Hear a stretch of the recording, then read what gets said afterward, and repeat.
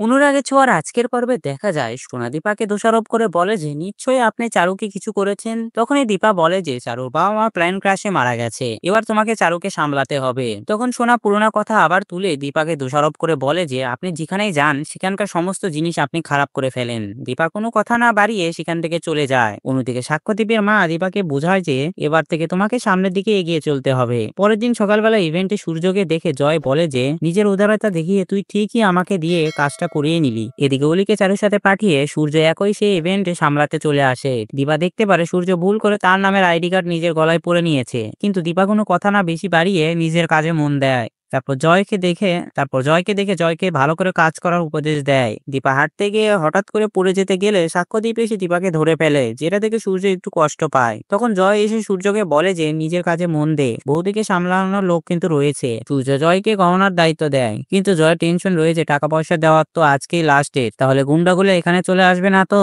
এদিকে সাক্ষ্যদীপ দীপার পায়ে মলম লাগিয়ে দেয়। একটু পরে জয় সেই ইভেন্টে আসে, কিন্তু অলি যখন সূর্যকে ফোন করে তখন দীপার গলার আওয়াজ শুনতে পেয়ে অলি আবারও জিজ্ঞেস করে যে বাবা তুমি মায়ের সঙ্গে আছো, তোমাকে কিন্তু চারুর খুব দরকার। জয়ী তারপর ইভেন্ট এনজয় করছিল, সেই সময় সূর্য আসে তার সঙ্গে কথা বলতে চাইলে জয়ী রাগ করে সেখান থেকে চলে যায়। তারপরে গুন্ডারা জয়কে এসে বলে তোর এত বড় সাহস, তুই ফোন সুইচ অফ করে রেখেছিস, আজকে তোর ছেলের যদি কিছু একটা হয়ে যেত খবরটা জানবি কি করে? এখানে অনেক দামি গয়না আছে, ভালো চাস তো সেই গয়না আমাদের হাতে তুলে দে। জয় তারপরে ফোন করে জানতে পারে যে দীপ সত্যি স্কুলে নেই। জয় গয়না নিয়ে সেখান থেকে পালিয়ে যাবে এমন সময় দেখতে পারে সেখানে পুলিশ চলে এসেছে। সেজন্য জয় আপাতত দীপার ব্যাগে গয়না রেখে একটু নিশ্চিন্ত হচ্ছিল। তখনই পুলিশ বলে যে একটা গয়না চুরি হয়েছে, সেজন্য আমরা সবার ব্যাগ সার্চ করব।